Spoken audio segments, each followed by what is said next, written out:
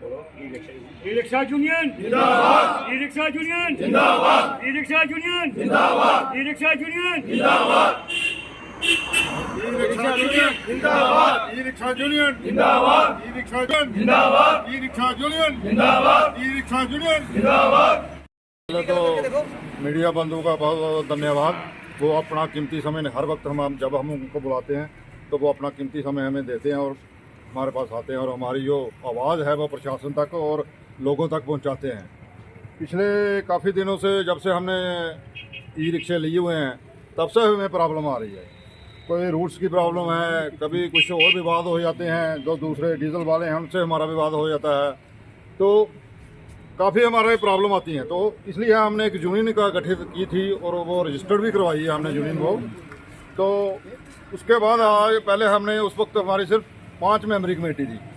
तो आज जो हमने आपको प्रेस कॉन्फ्रेंस बुलाई है कि आज हमने 10 मेंबर इसमें और ऐड किए हैं और जहां हमने एक जनरल सेक्रेटरी था उसमें 2 जनरल सेक्रेटरी किए हैं और यहाँ एक वाइस प्रेसिडेंट था वहाँ पर हम दो वाइस प्रेसिडेंट हैं। क्या क्या समस्या आ रही थी? सब कह रहे हैं कि ई रिक्शा बहुत ज़्यादा दिन ब दिन बढ़ते जा रहे हैं और रूट्स हमारे वही 1-2 रूट्स हैं, जबकि हमें बंदिश लगाई जा रही है, हमें रिस्ट्रिक्शन लगाई जा रही हैं बार बार कि यहाँ चलना है या वहाँ चलना है। जबकि जो दूसरे रिक्शा हैं जो डीजल वाले हैं उनके परमिट कहाँ के हैं?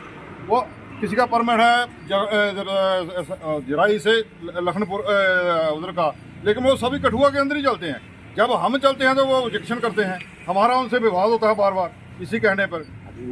हालांकि हमारे गाड़ी का कोई परमिट नहीं है, ये नॉन परमिट गाड़ी है और ये कहीं भी विद इन सिटी मेरे ख्याल 15 किलोमीटर ये चल सकती है, इसका कोई परमिट वगैरह भी नहीं है।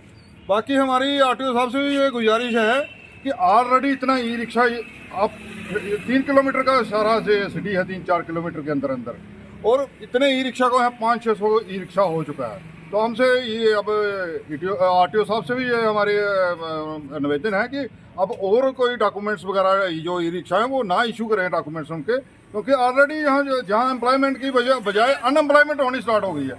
जहाँ तो लोगों की अभी जो बैंक की इंस्टॉलमेंट है वो भी देना मुश्किल हो गई है, अभी इतने ई रिक्शा हो गए हैं।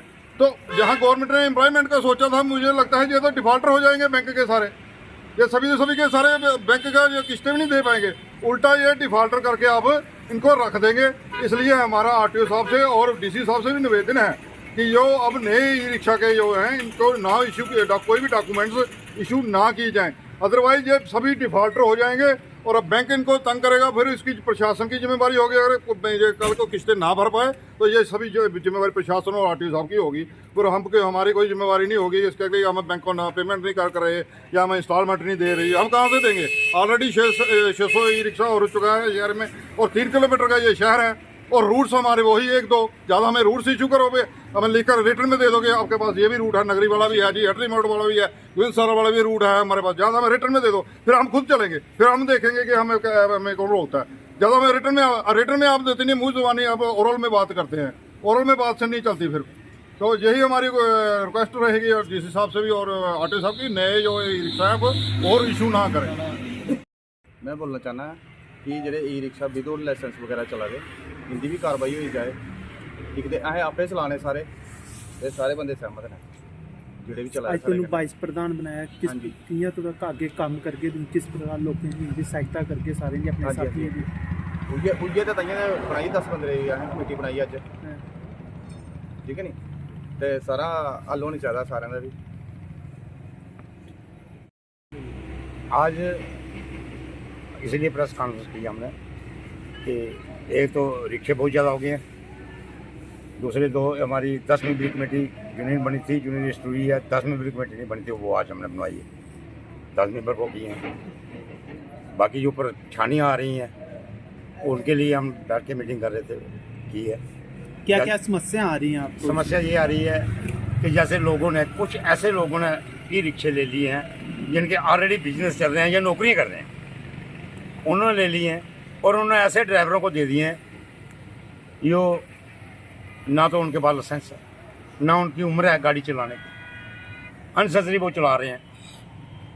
इसलिए उनको भी हम हाथ जोड़ के कहते हैं कि भाई अगर किसी को रिक्शा देना है ड्राइवर को तो उसका पहले लाइसेंस चेक करो, नहीं तो हम नहीं चल रहे, हम रोकेंगे। हम आरटीओ साहब से डीसी साहब से बात कर यही कहते हैं कि इनको रोकें। जो बिना लाइसेंस के और किसी का रिक्शा चला रहे हैं और नशा करके चला रहे हैं। क्या लगता है नहीं, जो ऐसी बिना बात नहीं है। अनुमति के बिना लाइसेंसर लेके चल रहे हैं। हाँ। नहीं किया, SHO साहब से मिले थे, उन्होंने किया, 2 दिन लगाए नाके पकड़े उन्होंने 10-12 ऑटो, लेकिन फिर वही हिसाब हो गया।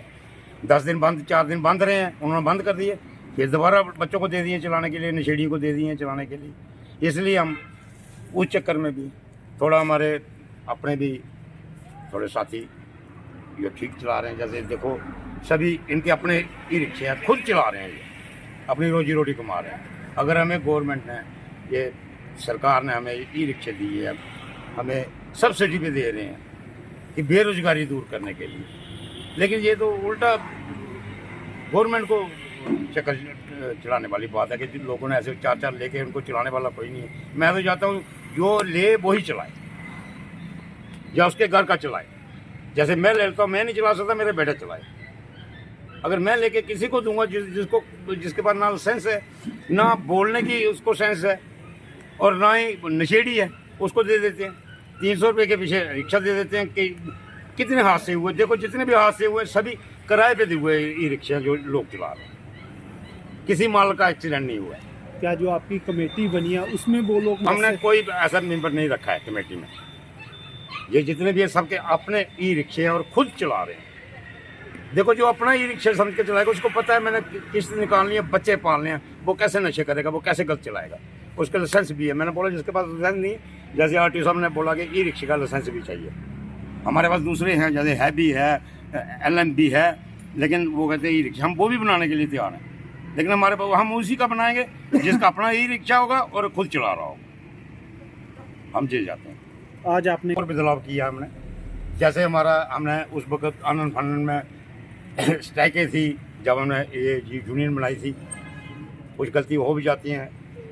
वहाँ हमने मुझे ई रिक्शा का यूनियन का प्रधान बनाया था, ये कैशियर थे, ये स्पोर्ट्स पर्सन थे, ये जैसे जनरल सेक्रेटरी थे। इसलिए हमने और इनको डबल किया। जैसे अभी हम 2 जनरल सेक्रेटरी रखेंगे, 2 वाइस प्रेसिडेंट रखेंगे। जैसे हमने पहले वाइस प्रेसिडेंट को चेंज करना है, उसकी बहुत रिपोर्टें आई हैं, हर जगह बहुत जगह वो हमारी यूनियन के हिसाब से फेलियर पाया गया है।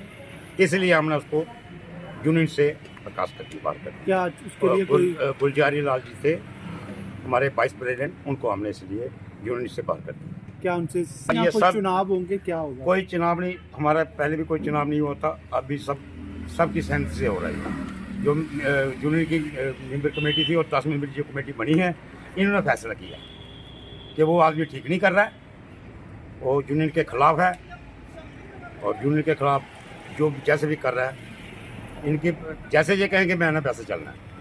इनकी वजह से हमने उसको बाहर निकाल दिया। उनकी जगह हमने अब 2 वाइस प्रेसिडेंट रखे। एक रखा है रितु जी हैं, ये अपना नाम बताओ, रोहित कुमार।